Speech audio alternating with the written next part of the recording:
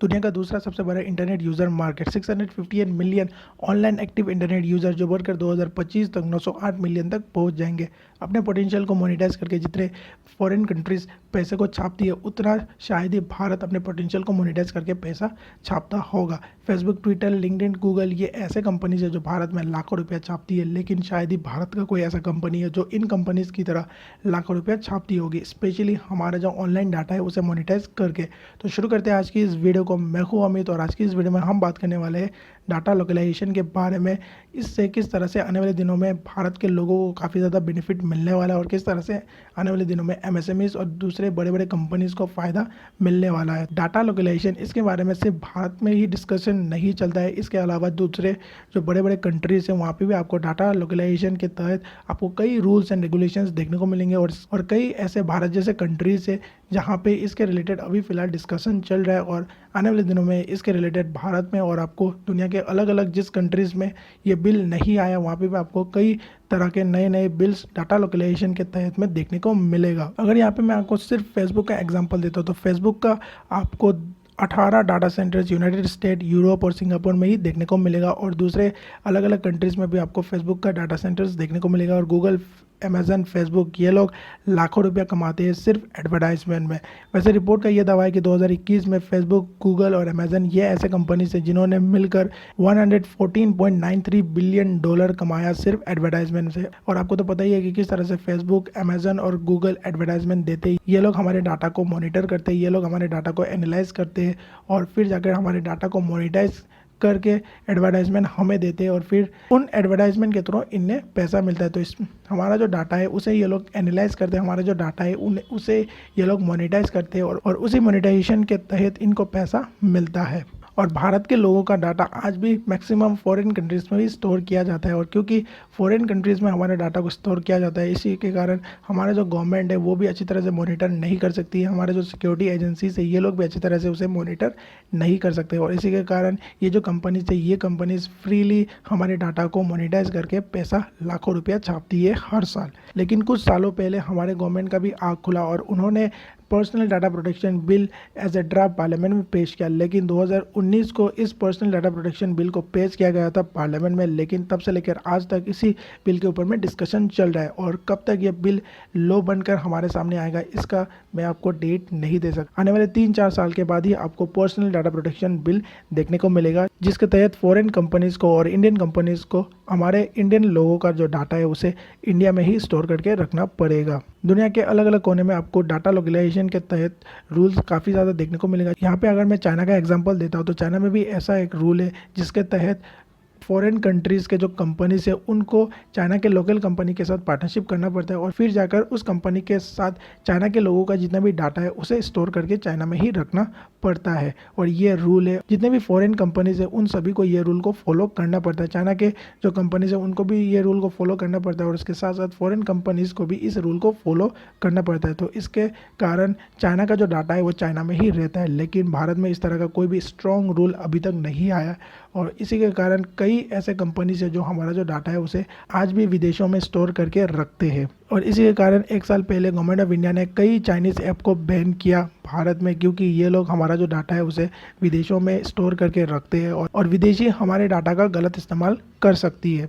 और जब भी इन कंपनीज़ को ये कहा जाता है कि आप लोग भारत में ही भारत के लोगों का डाटा को स्टोर करके रखिए, ये लोग नहीं मानते क्योंकि इन कंपनीज़ का लाखों रुपए का इन्वेस्टमेंट दूसरे कंट्रीज़ में ऑलरेडी है। तो इसीलिए ये लोग फिर से फ्रेश इन्वेस्टमेंट भारत में नहीं करना चाहते।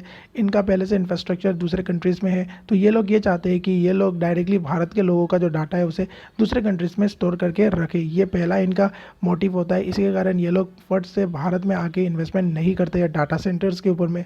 दूसरा इनका रीज़न ये है जो ये लोग बहुत ही कम बताते हैं और शायद ही बताएंगे किसी को भी, क्योंकि ये लोग क्या करते हैं कि जो भारत के लोगों का जो डाटा है वो दूसरे कंट्रीज़ में स्टोर करके रखते हैं तो वहाँ से ये लोग हमारे जो डाटा है उसे इजीली मोनेटाइज कर पाते हैं। क्योंकि भारत के लोगों का जो डाटा है वो विदेश में है और भारत देश का जो लॉ है वो विदेश में लागू नहीं होता है। तो इसी के कारण ये कंपनीज काफ़ी ज़्यादा इस्तेमाल करती है हमारे डाटा को मोनेटाइज करके ये लोग काफ़ी ज़्यादा एडवर्टाइजमेंट करते हैं और फिर जाकर उस एडवर्टाइजमेंट के थ्रू पैसा छापते हैं। और कंपनीज किस तरह से डाटा का इस्तेमाल करके लोगों को एडवर्टाइजमेंट देती है ली है, इसके बारे में तो आपको पता होगा।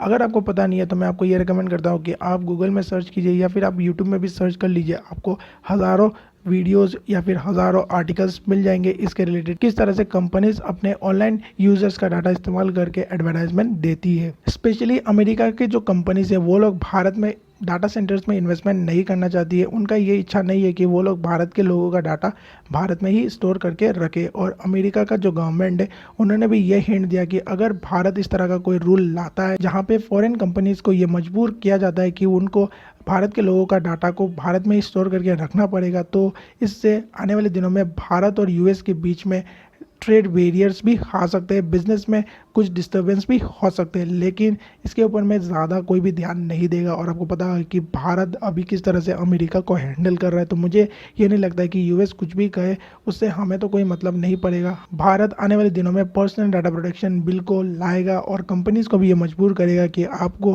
भारत के लोगों का डाटा एटलीस्ट भारत में ही स्टोर करके रखना पड़ेगा। इससे हमारे जो एजेंसीज है वो लोग भी हमारे डाटा के ऊपर में नज़र रख सकते हैं और गवर्नमेंट भी हमारे डाटा के ऊपर में नज़र रख सकती है। और इसके साथ साथ जितने भी विदेशी कंपनीज है वो लोग भी हमारे डाटा को ईजिली मोनेटाइज नहीं कर सकते, इजीली हमारे डाटा का इस्तेमाल नहीं कर सकते, उनके ऊपर में भी थोड़ा बहुत रेस्ट्रिक्शन लग जाएगा। और अगर फॉरेन कंपनीज या फिर भारत के जो कंपनीज है ये लोग हमारा जो डाटा है उसे भारत में ही स्टोर करके रखते हैं तो उनके ऊपर में काफ़ी ज़्यादा रेस्ट्रिक्शन आ जाएगा और वो लोग भी हमारे डाटा को फ्रीली मोनेटाइज नहीं कर पाएंगे। और भारत के ऐसे कई कंपनीज है जिनको ये पता है कि आने वाले दिनों में विदेशी जितने भी कंपनीज है उनको भारत के लोगों का डाटा भारत में ही स्टोर करके रखना पड़ेगा। भारत के कंपनीज को भारत का डाटा भारत में ही स्टोर करके रखना पड़ेगा। और इसके कारण अदानी ने ये कहा है कि ये लोग आने वाले दिनों में 4600 करोड़ रुपीज़ का इन्वेस्टमेंट डाटा सेंटर्स के ऊपर में करने वाले हैं। और ये लोग 4600 करोड़ रुपीज़ से 2 डाटा सेंटर्स को बनाएंगे। फिर जाकर भारती एयरटेल ने यह कहा कि ये लोग आने वाले दिनों में 5000 करोड़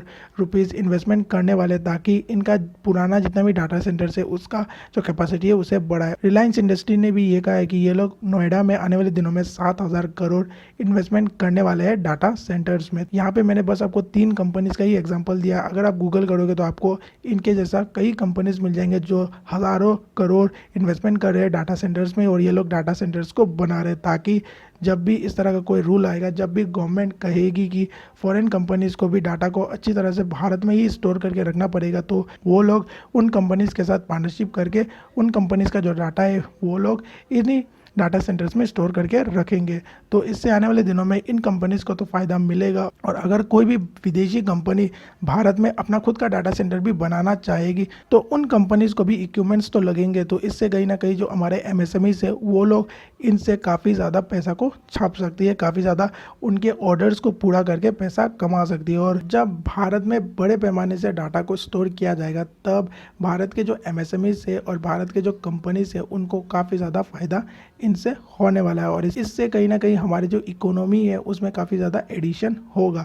वैसे स्पेसिफिक डाटा लोकलाइजेशन पॉलिसीज़ आज भी भारत में आपको देखने को मिलेगा, जैसे कि टेलीकॉम इंडस्ट्रीज़ को ये मैंडेटरी किया गया है कि उनको अपने जितने भी सब्सक्राइबर्स है उनका डाटा भारत में ही स्टोर करके रखना पड़ेगा। यानी कि Jio, Bharti Airtel, BSNL, Vodafone Idea, इनको ये मैंडेटरी किया गया है कि ये जो कंपनीज है इनको अपने सब्सक्राइबर्स का जो डाटा है उसे भारत में ही स्टोर करके रखना पड़ेगा। फिर जाकर रिजर्व बैंक ऑफ इंडिया ने भी ये कहा है कि जितने भी पेमेंट रिलेटेड इन्फॉर्मेशन है, जितने भी पेमेंट रिलेटेड डाटास है उनको भारत में ही स्टोर करके रखना पड़ेगा। और इसी के कारण आपको पता होगा कि रिजर्व बैंक ऑफ इंडिया ने कुछ महीने पहले ही मास्टर कार्ड या फिर वीज़ा इनको पार्शियली बैन किया गया था क्योंकि इनका डाटा सेंटर्स भारत में नहीं था।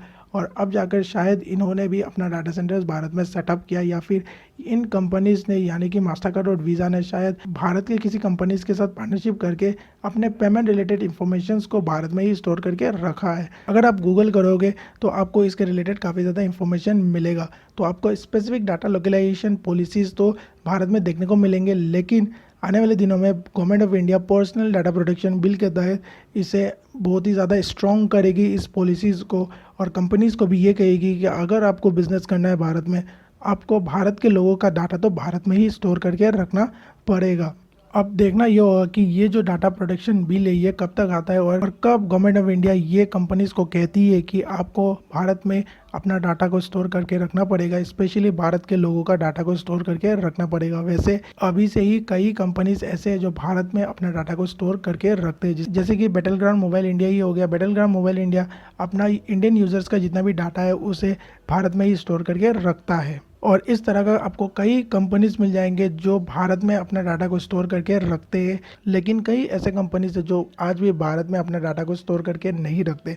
लेकिन उम्मीद है कि आने वाले दिनों में वो लोग भी अपने डाटास को, इंडियन यूजर्स का डाटास को भारत में ही स्टोर करके रखेंगे। तो बस आज की इस वीडियो में इतना ही। आपका इसमें क्या कहना है कमेंट करके मुझे ज़रूर बताना। मैं टेक्नोलॉजी रिलेटेड काफ़ी वीडियोस डालते रहता हूँ हर एक हफ्ते।